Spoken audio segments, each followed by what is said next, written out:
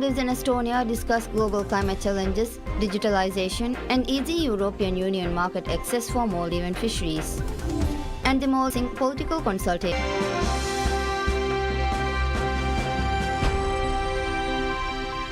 Me, Hafiz Abdusattar, and now the news in detail.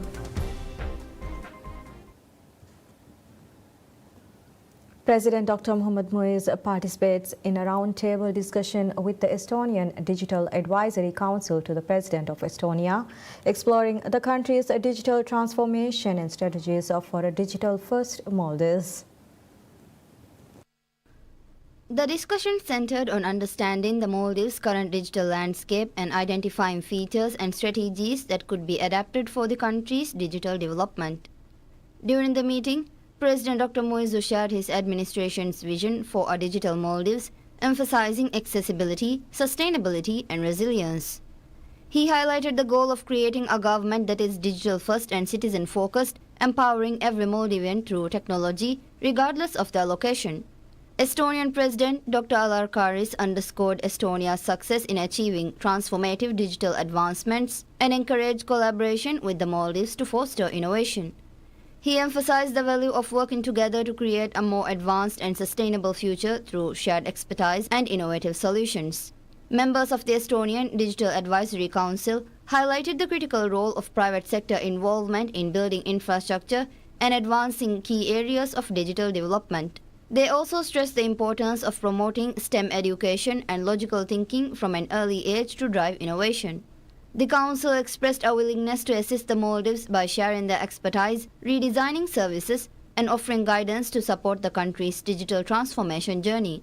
The meeting was held at the Pop and Contemporary Art Museum in Tallinn. Following the meeting, President Dr. Muiz toured the museum, and the Estonian IT visionary Mr. Linarvik provided a detailed briefing on the museum's collection and artwork. President Dr. Mohamed Muiz explores how the Maldives could adopt Estonia's cutting-edge digital healthcare innovations to improve accessibility and quality of care across the nation. As part of the President's ongoing official visit to Estonia, the Estonian Minister of Health, Riina Sikkut, paid a courtesy call to President Muiz. During their meeting, the discussions focused on sharing valuable insights and knowledge about Estonia's journey in transforming its healthcare sector through digitalization. The Estonian Health Minister highlighted the significant benefits it has brought to the public, such as improved efficiency, accessibility, and quality of care, while also addressing the challenges faced during the process and the solutions implemented to overcome them. President Dr. Muiz expressed his keen interest in learning from Estonia's expertise and adopting its successful strategies to enhance the Maldivian healthcare system. He emphasized the importance of providing the same level of high-quality healthcare across all islands, including remote areas, and explored how digital solutions could bridge gaps in service delivery. The meeting highlighted a shared commitment to further strengthening Maldives-Estonia relations in the healthcare sector.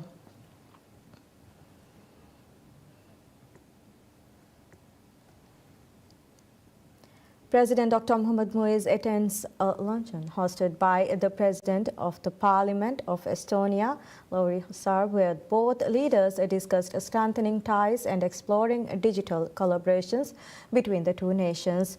Upon arrival at the Parliament of Estonia, President Dr. Muiz was warmly received by President Hussar.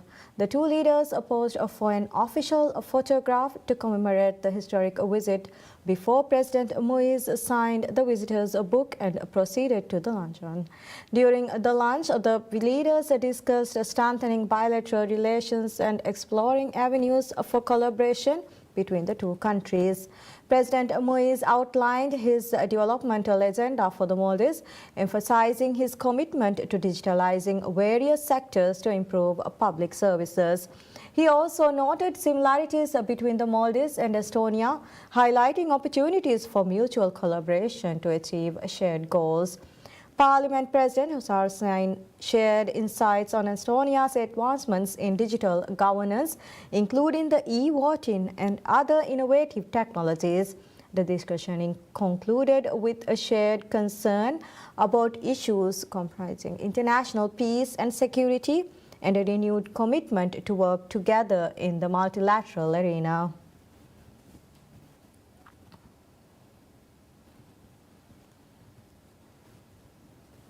President Dr. Muhammad Muiz and Estonia's Secretary-General of the Ministry of Foreign Affairs, Jonathan Sivyov, engages in discussions focused on strengthening bilateral ties, addressing global climate challenges, advancing digitalization, and easing European Union market access for Maldivian fisheries. In the absence of the Minister of Foreign Affairs of Estonia, the Secretary-General of the Ministry of Foreign Affairs of Estonia paid a courtesy call on President Dr. Muhammad Muiz as part of the President's ongoing official visit to Estonia. The discussions focused on enhancing diplomatic relations and exploring areas of mutual collaboration. President Dr. Muiz shared his administration's vision for the Maldives, emphasizing a commitment to digitizing public services. He highlighted the potential for cooperation between the Maldives and Estonia, especially in addressing global challenges like climate change and international security. He also expressed eagerness to strengthen bilateral ties and collaborate on international platforms in mutually beneficial areas. President Dr. Muiz's leadership and strong stance on climate issues, along with his global advocacy for climate justice, were particularly commended by Estonian Secretary-General of the Ministry of Foreign Affairs. The Secretary-General also expressed a willingness to exchange practices and support the Maldives' development goals. In this regard, he highlighted Estonia's ongoing efforts to implement fundamental energy transformations to combat climate change. Furthermore, President Dr. Muiz highlighted the challenges faced by the Maldives' fisheries sector in accessing EU markets despite producing one of the most sustainably sourced fisheries products. In response, the Secretary-General assured Estonians will support to ease these challenges with the European Union. Following the meeting, a signing ceremony for a Memorandum of Understanding MOU on political consultation between the Maldives and Estonia took place.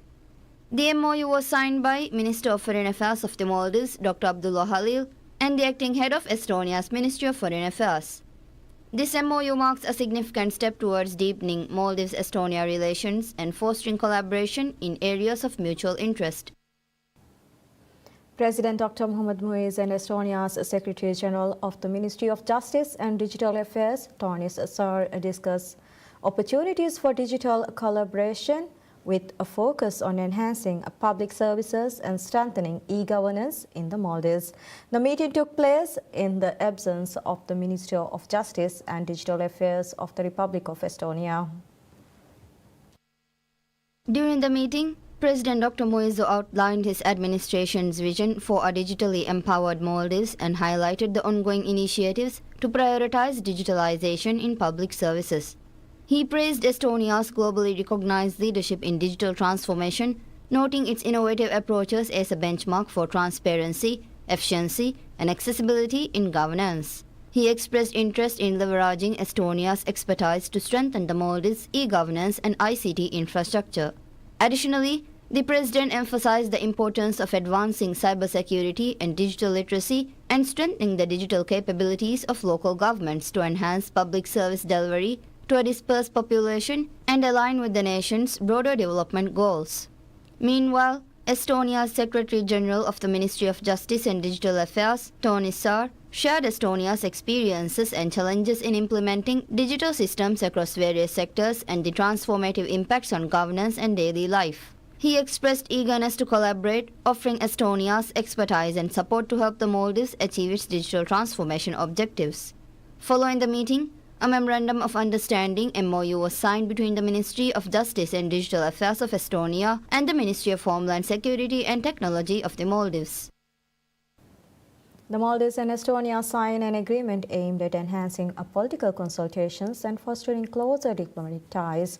The agreement establishes a framework for open and sustained dialogue between Maldives and Estonia, with discussions focusing on regional and international issues of mutual interest. It also promotes collaboration between their permanent missions and embassies across the world.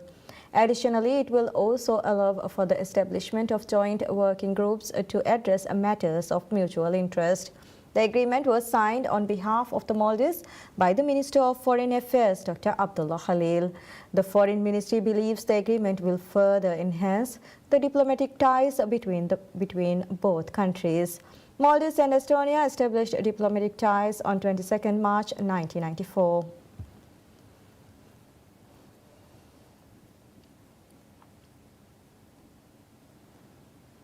The Maldives Police Service MPS reports the recovery of over $1.25 million worth of stolen goods in 2024. The numbers were derived from statistics compiled from cases reported to Male Frontline Policing, which includes Male City Police, Tila Male Police, Traffic Police and Road Management during the year. According to the data, a total of 1,653 stolen items valued at over $1.25 million were recovered. These include 206 mobile phones, 253 motorcycles, 107 electronic items and 333 other items. Additionally, the equivalent of $227,000 are recovered in cash in connection with 374 cases. The statistics revealed that over the past year, the police received 5,242 reports, including 2,290 cases of theft, 2025 accident cases, 414 cases of snatching, 236 drug-related cases, and 358 physical altercations. The statistics on investigations show that of the 9,154 reports submitted to MPS, 7,157 were registered as cases and investigated. While a total of 6,645 cases were investigated, 64 cases were forwarded to the Prosecutor General's office for prosecution. The statistics also show that 1,000 individuals were taken into police custody in relation to these cases, of whom 805 people were arrested.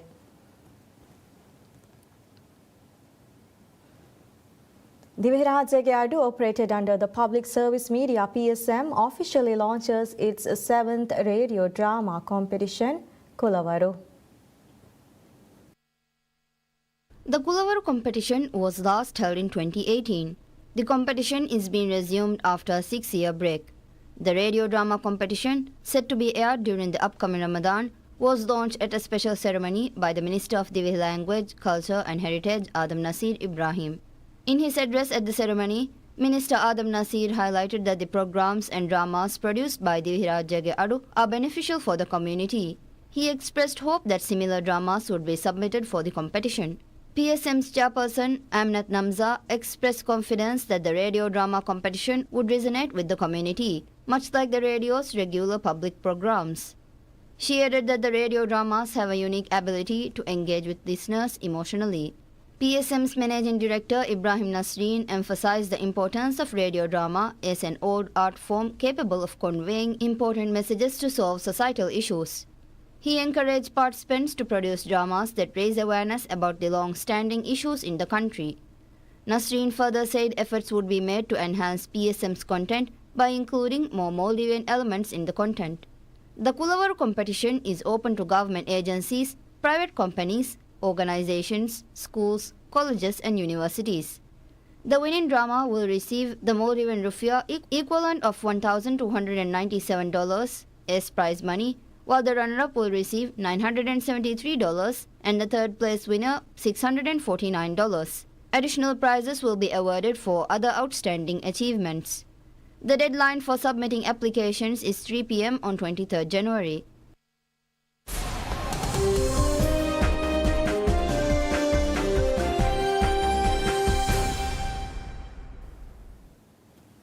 The Financial Times reports that the European Commission is re-evaluating its probes into tech giants including Apple, Meta and Alphabet's Google. The tech giants have urged US President-elect Trump to challenge European Union's regulatory scrutiny against them. The implication of Trump's presidency were a factor in the review. The review could lead to Brussels reducing or changing the range of the probes and will cover all cases launched since March 2024 under the European Union's landmark Digital Market Act (DMA). The DMA is one of the most stringent regulations targeting tech giants' market dominance, dictating what the world's largest tech platforms can and cannot do, and it can also impose fines of up to 10% of a company's annual revenue. The report said that all decisions and potential fines will be paused while the review is completed, but technical works on the cases will continue. It also indicated that regulators are now waiting for political direction to take final decisions on the Google, Apple and Meta cases. Apple, Meta, Google and the European Commission did not immediately respond to requests for comment. The DMA took effect in 2022, aiming to curb the power of big tech and ensuring a level playing field for smaller rivals. Last week, Meta scrapped its US fact-checking program in one of the biggest overhauls of its approach to managing political content on its services. This comes as CEO Mark Zuckerberg has been signaling a desire to mend fences with the incoming Trump administration. The EU is mulling an expansion into its investigations into whether Trump's close ally Elon Musk's social media network X breached its content moderation rules.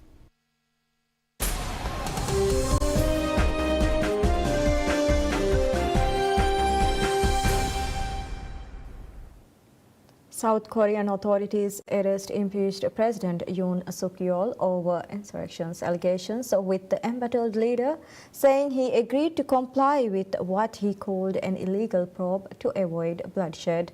His arrest, the first ever for an incumbent South Korean president, is the latest head-spinning development for one of Asia's most vibrant democracies, even though the country has a history of prosecuting and imprisoning former leaders.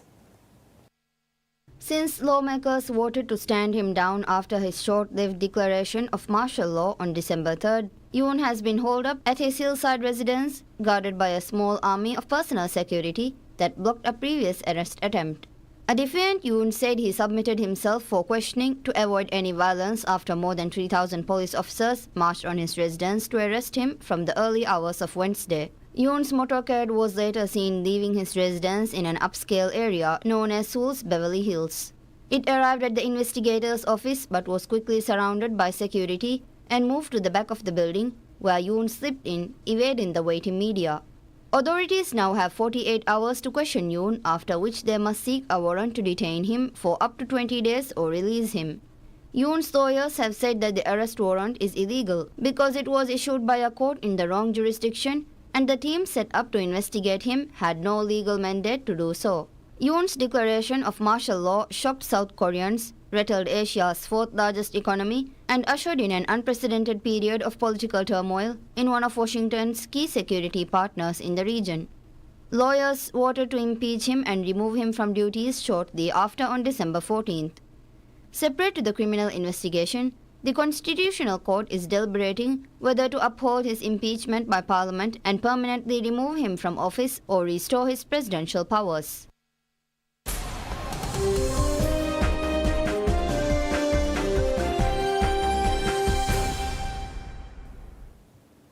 Tiger Woods, whose talent and charisma elevated golf to new heights during his prime, embarked on a new challenge on Tuesday when he made his debut in the tech-infused indoor team golf league he co-founded with Rory McIlroy.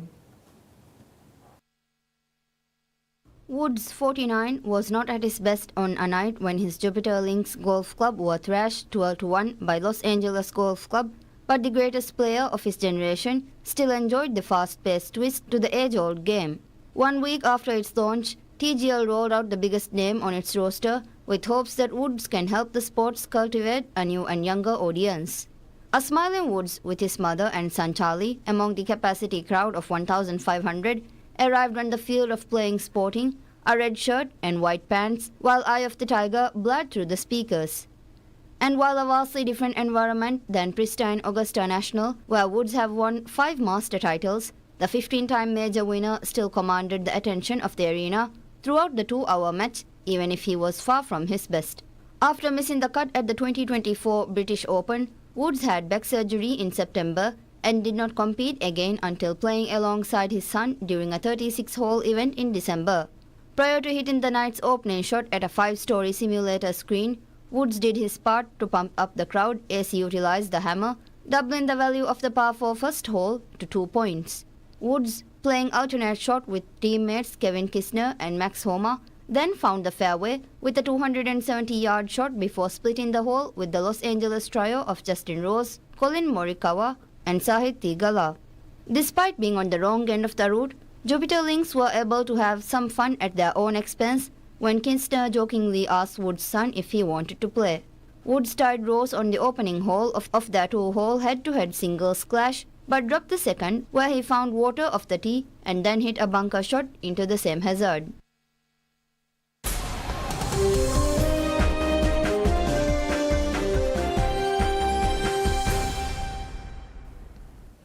Australian scientists have newly classified a bigger species of the Sydney funnel web spider, one of the world's deadliest, saying the new species could inject more venom in research released on Monday.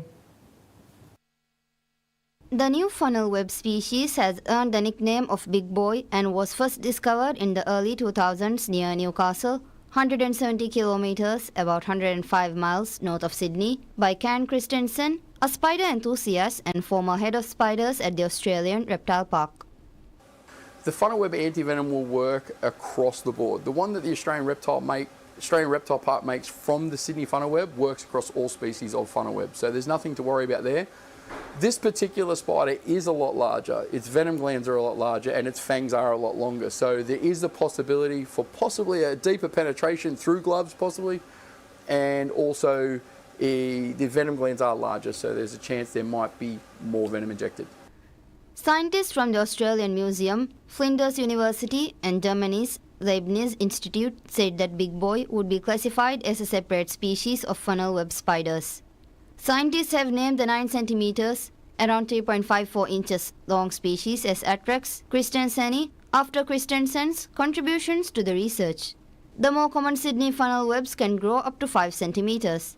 The nocturnal black arachnids are usually spotted within around 150 kilometers, about 93 miles of Sydney, Australia's largest city, and is mostly active between November and April. Only the male Sydney funnel web is responsible for human deaths. According to the Australian Museum, a total of 13 deaths have been recorded, though no human fatalities have occurred since the development of antivenom in the 1980s. And that's all we have for this hour. Thank you for watching. Wish you all a very pleasant time ahead.